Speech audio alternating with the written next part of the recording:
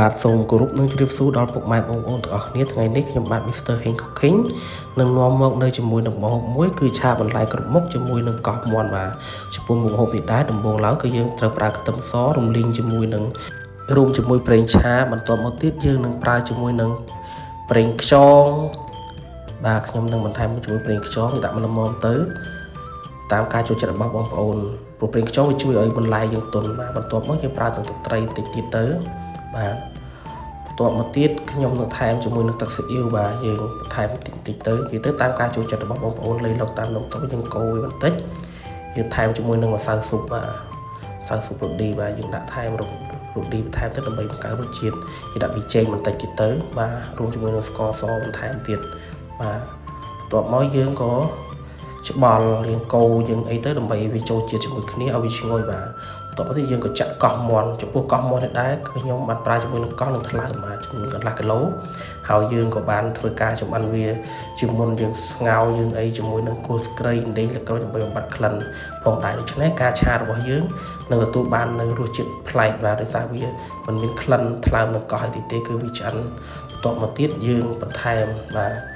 យើងជាមួយនឹងម្រេចបាទតាមការចូលចិត្តរបស់បងប្អូនទេម្រេចតិចឬច្រើនដោយសារម្រេចក៏វាជួយនៅឲ្យយើងបន្ថែមរសជាតិឆាយើងផងដែរបាទអញ្ចឹងទេខ្ញុំក៏បានថែមហើយខ្ញុំក៏បានកូរវាច្បល់ចូលគ្រឿងគ្នាណាបងប្អូនដើម្បីឲ្យវាឈ្ងុយបាទព្រោះធ្វើរបៀបនេះយើងឆាទៅគឺ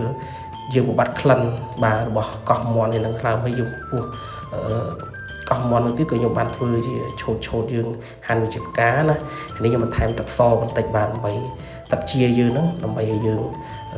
រមាស់វាបាទដើម្បីឲ្យវាចូលជាតិជាមួយគ្នាបន្ទាប់ពីយើងបានឲ្យវាចូលជាតិហើយយើងក៏បន្ថែមជាមួយនឹងបាទការ៉ុតយើងដាក់ការ៉ុតមុនដោយសារការ៉ុតវារាងយូរនឹង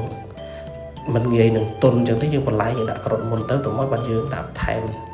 ជាមួយនឹងបន្លែផ្សេងទៀតបាទយើងកូរវាទៅបាទបន្ទាប់មកខ្ញុំដាក់ចូលជាមួយនឹងខាត់ណាជាមួយនឹង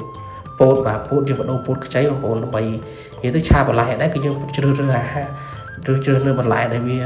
មានរសជាតិឆ្ងាញ់បាទយើងរសជាតិផ្អែមបន្លែអស់នឹងអញ្ចឹងយើងមិនជាឆារយៈពេលយូរទេគឺយើងបើឆាយូរគឺបន្លែហ្នឹងគឺវានឹងបាត់បង់រសជាតិផ្អែមរបស់វាបាទអញ្ចឹងទេយើងគ្រាន់តែយើងដាក់ទៅយើងកូរយើងច្បល់ចូលគ្នាណាបងប្អូនបាទអញ្ចឹងទេសម្រាប់ឆាបន្លែនេះគឺមានពិបាកទេបងប្អូនសម្រាប់បងប្អូនដែលអាចនិយមធ្វើគឺអាចធ្វើបានយើងគ្រាន់តែយើងប្រើនៅបន្លែគ្រប់មុខចម្រុះចូលគ្នាណាបាទបន្ទាប់ពីខ្ញុំបានធ្វើការចូលច្បល់ចូលគ្នាទៅបាទបន្ទាប់មកទៀតយើងក៏រក្សាទុកវាឲ្យបន្លែនឹងទន់បាទហើយ